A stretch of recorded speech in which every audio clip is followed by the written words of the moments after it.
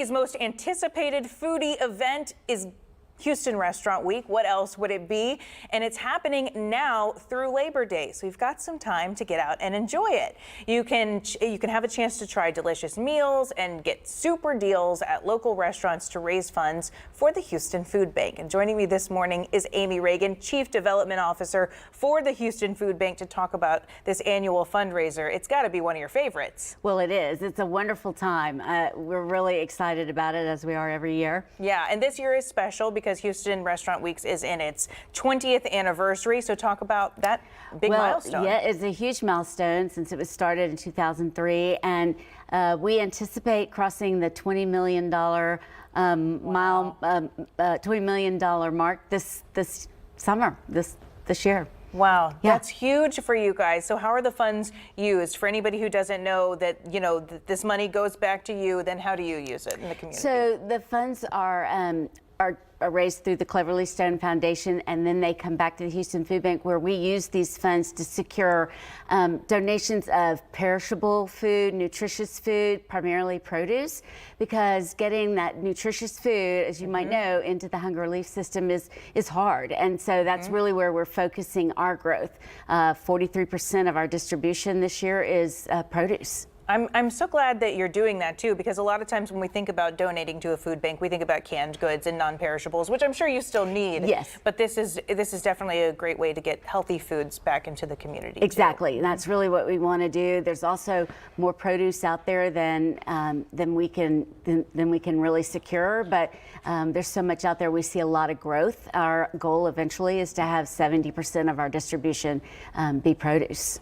And how would that benefit people, do you think? Well, I think that when we're able to provide not only the produce but nutrition education, to educate people on how to use the produce, when to shop for it when it's in season, those types of things, we feel like if we can put that produce to work and plus other perishable, healthy food, dairy, meats, those kind of things, we think this is just better for people who are struggling right now to put food on the table, and also for their children. Yeah, people don't realize too that in a city the size of Houston, in some of our areas with people living, in underserved communities, they're also in food deserts.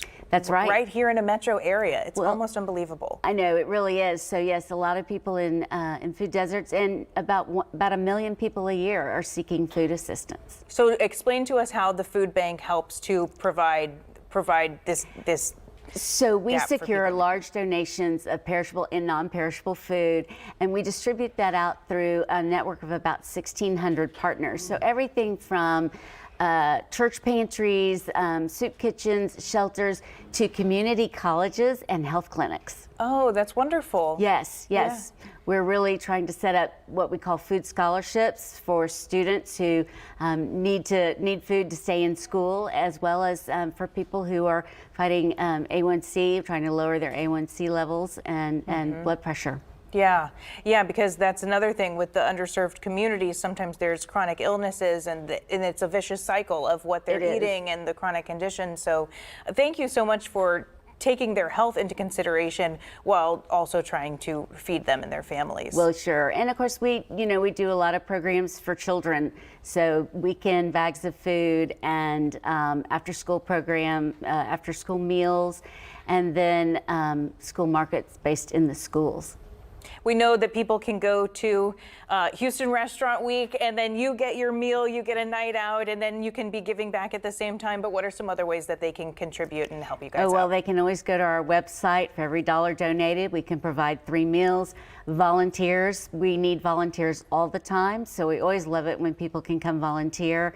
And there's always the red barrels in the grocery stores if they want to donate some non-perishable items. Good to remind people that really goes straight to you guys, and it's also very helpful. Straight to our people walk past them in the grocery store, don't always know where it's going, Yeah, it's actually going straight to the agency in that area. That food doesn't even come through the food bank. It goes straight to the agency. So I think people like knowing that the food they're donating is actually staying in their neighborhood. Yeah, 100%. Thank you for sharing that information with us, and thank you for coming in for this live interview. We're always happy to hear from you and hear about the wonderful ways that you're helping our community. So thank you so much.